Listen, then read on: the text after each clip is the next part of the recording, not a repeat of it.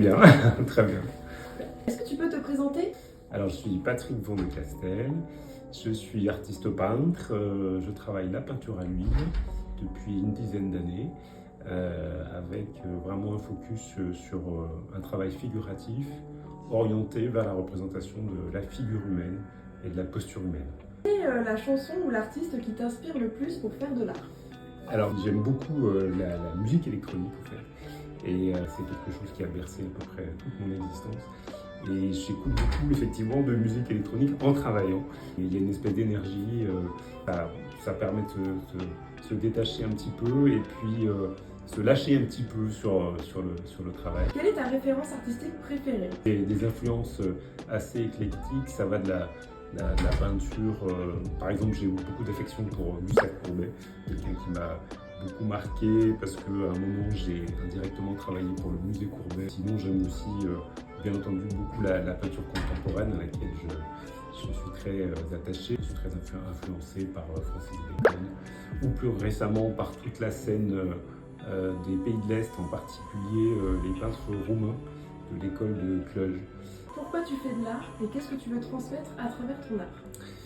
Alors j'ai toujours dessiné et puis je me suis mis à la peinture un petit peu plus tardivement. C'est un cheminement au travers de soi-même, la peinture.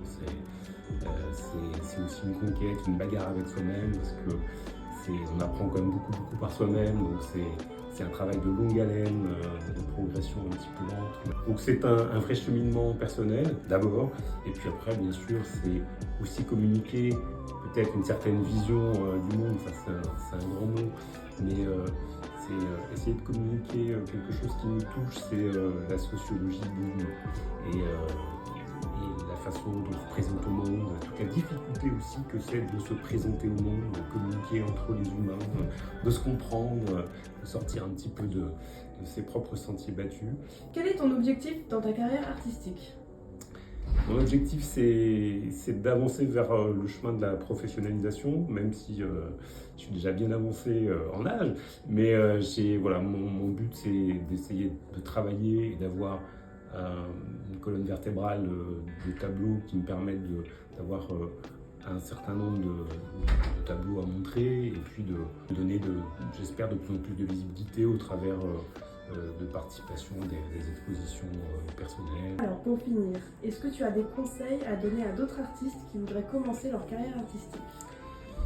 Les conseils, c'est de croire en soi et de travailler beaucoup parce que c'est un travail un peu acharné. Parfois, c'est pas évident de conjuguer du temps pour travailler et puis avoir les moyens de le faire. Donc, il faut s'accrocher et puis faut pas désespérer parce qu'il y a toujours une période qui est compliquée.